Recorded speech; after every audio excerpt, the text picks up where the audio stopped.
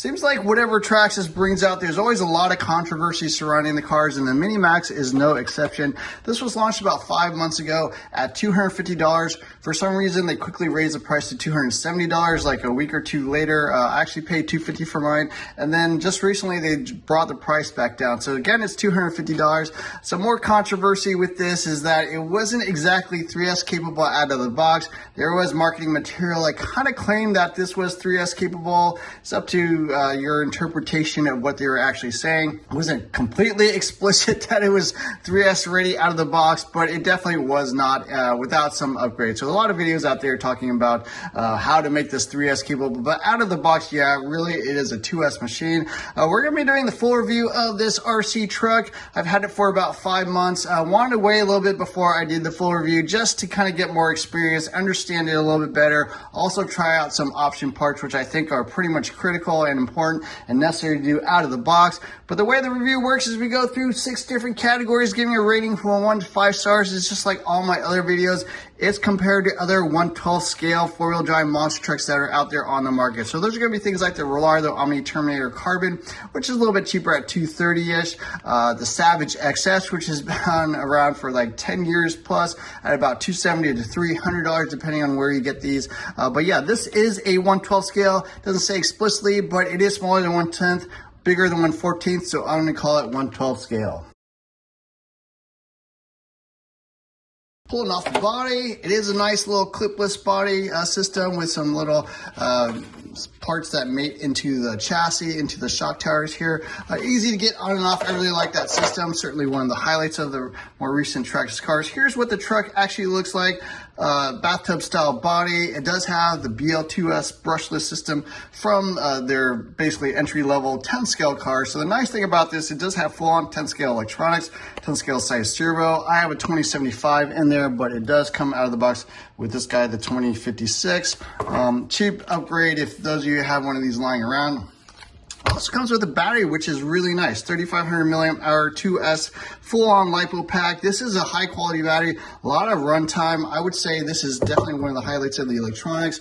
Radio-wise, it does come with the TQ radio, which is their super entry-level radio. No adjustments besides steering trim. I think steering reversing as well, but super basic radio. The cool thing about this, though, is that the TQ receivers will bind up to a TQI radio. So if you have a TQI from any other Traxxas car, it'll bind right up. You get a lot more adjustments, a lot more switches. You can even add stability control or something like that if that's what you really want. But yeah, that is one of the cool things about the receiver. But electronics wise, yeah, it is kind of unfortunate because this vehicle out of the box is quite slow, 30 miles per hour or so. It's adequate, but compared to what else you can buy, Savage XS is 3S capable, the Rollardo is 3S capable. Those all go 40 miles per hour plus. This goes about 30 miles per hour. It is a fairly tame, very mild system. I would say more akin to like a brush system than a brushless system. It is technically brushless, but a little bit underpowered. Servo is super weak, about 80 ounce-inches of torque. I think speed-wise, about 21 seconds per 60 degrees. So very slow, very weak servo. It is unfortunate again because, the stock servo just has no performance at all. And so electronics-wise, radio, brushless system, servo, all pretty poor. The battery is decent, so I do like having that out of the box. The charger itself also okay. Charges in about 2 hours, so that is adequate. I don't even use a different charger. I just use that.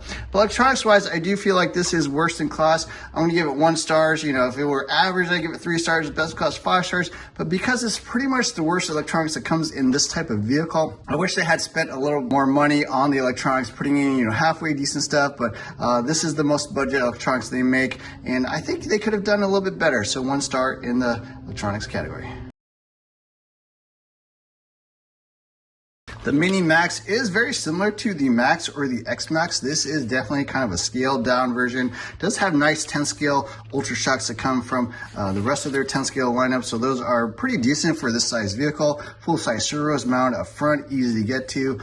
Takes, probably 5-10 minutes to replace if you want to change it out. Electronics are all easily accessible. It does have adjustable mesh on the motor. Battery tray is pretty nice as well. Holds a fairly decent sized battery. This is a fairly standard size for mini scale. So Plenty of runtime, plenty of options for batteries, double shear shock towers, clipless body, decent bumpers. Tires are a little bit different front to rear. So the rears are a little bit softer than the fronts. The fronts are a little bit stiffer, so harder compound. That's just to balance out the driving characteristics, you know, induce a little bit of understeer. If you had all grippy tires all the way around, could roll in grass or something of that, high traction surfaces. I think that was pretty smart of them to do. Double wishbone suspension all the way off, fixed links, and then their max duty drive shafts, which are 3S capable. So the majority of this design is 3S capable. You really just need something in the center driveline protection, either a slipper clutch or a center differential. But again, that's one of the cool things about this design.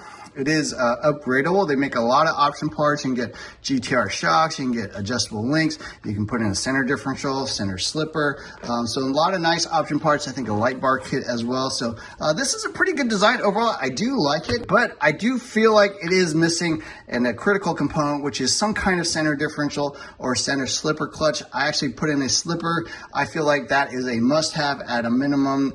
You know, it's about 30 bucks or so. If they had added that, I would say this is an above average design. I do like it overall. I think they did a pretty good job. Not super hard to work on. You know, it is decent. Some of these small scale things can be difficult, but it's got 2mm hexes and stuff like that. So pretty nice design overall. But I am going to drop it a point just because it has nothing in the driveline for protection. That's something they should have added. So I'm going to give it 3 stars out of 5 in the design category. Once they put that in, I would say this is an above average design, but it does weigh it down a little bit. At 30 miles per hour, you know, not super fast, but it is adequate. It is entertaining enough. This is marketed as more of an entry-level vehicle.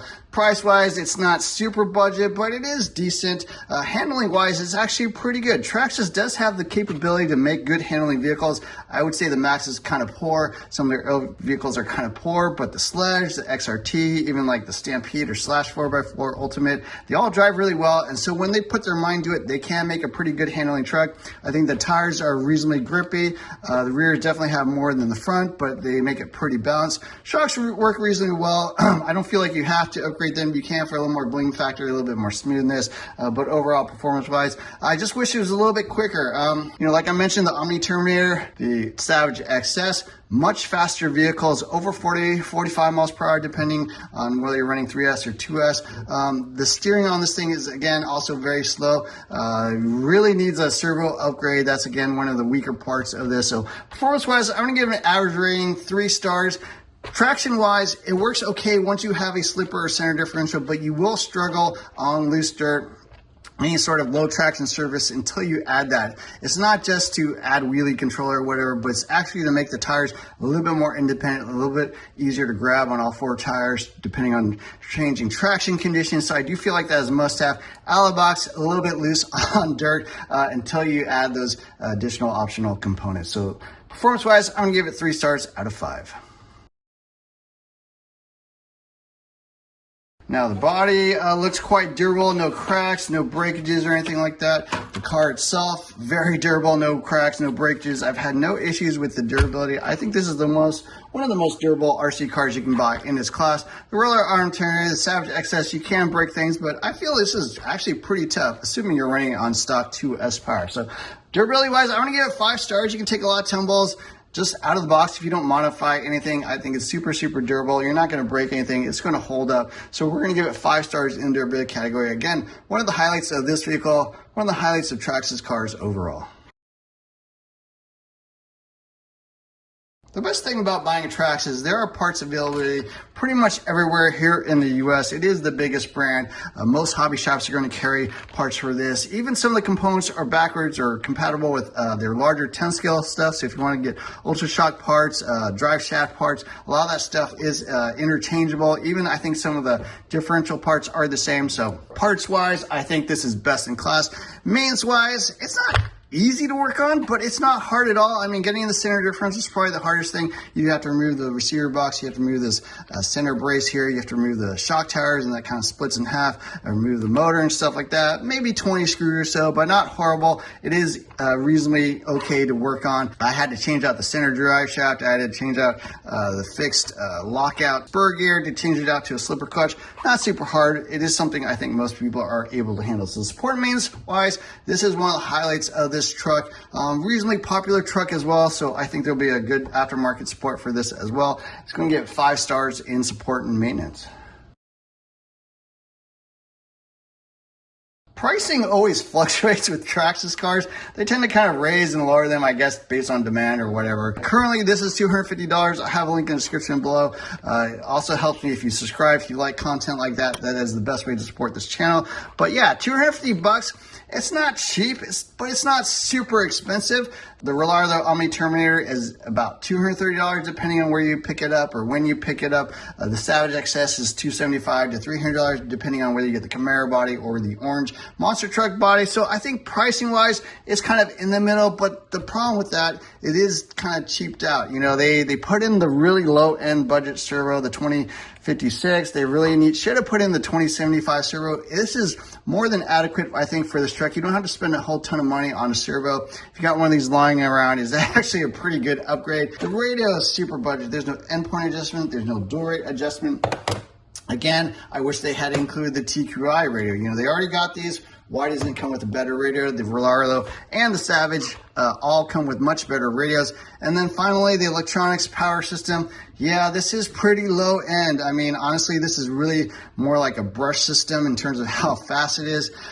Everybody else is putting in like true brushless, reasonably powerful systems. Again, it's only 2S capable. You cannot run this on 3S out of the box. You would need to change the power system. You need to upgrade the center drivetrain. So value-wise, I want to give it 2 stars. I think it's below average. There are some highlights. You know, I think the tires are quite good. The plastics on this thing are quite good. It is made in Taiwan. I think the quality control is a little bit better. And it does include a battery, but, you know, the rest of electronics, they really should have invested the, whatever, $20, $30 extra to put in a better system, better servo, radio at the minimum. And then I would have said, you know, it's a fair value, but at the price, considering what you actually get in the box, I'm going to give below average rating 2 stars.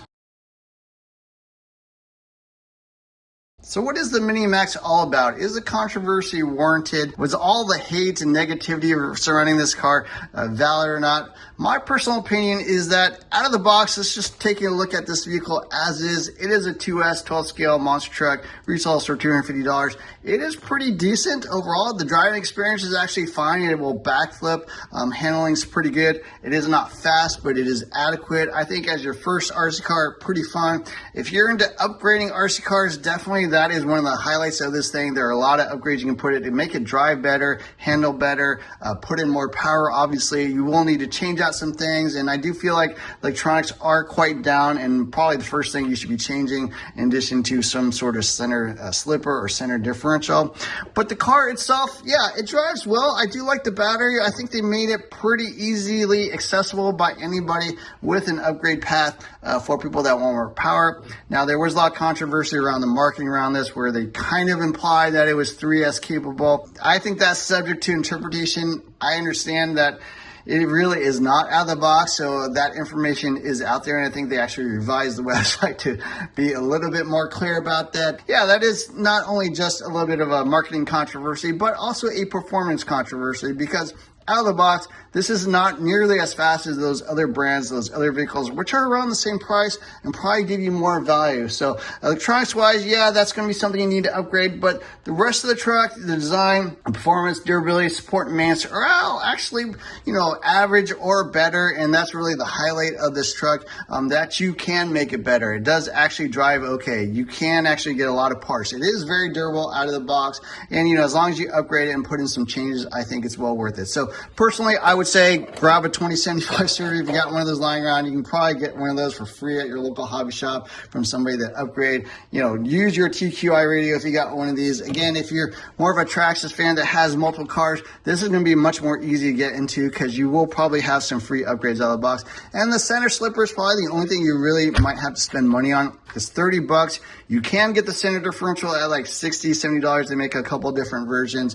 Personally, I didn't feel like it was worth it. I'm not going to spend, you know, $100 plus on this truck, upgrading with a bunch of things for a $250 car. That doesn't make sense to me. I think the center slipper actually works really, really well out of the box, makes it much easier to drive.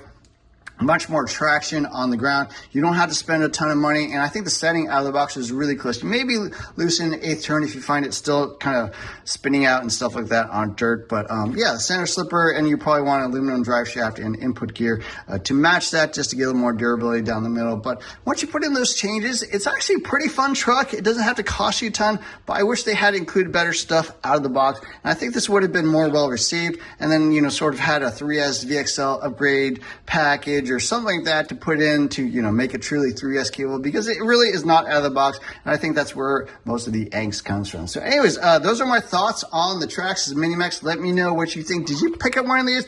I thought it was going to be a huge seller, but I walked in my local hobby shop recently. They seem to have a ton sitting around, so I'm not sure it actually sold all that well, which is kind of a shame, because Traxxas does once in a while actually come with a brand new platform. They do actually try to make something decent. I just wish the bean counters or whoever is over there making decisions about the electronics had spent the extra money, put in better stuff, and, you know, maybe a center slipper, and it would have been totally fine. And I think a lot of people would have been a little more happy with this and a little bit less angry about what actually got released. So anyways, those are my thoughts. Let me know what you think. Hit the subscribe button if you can, add notifications button. That does help. Hope you liked this video, and look for more videos soon. Thanks for watching.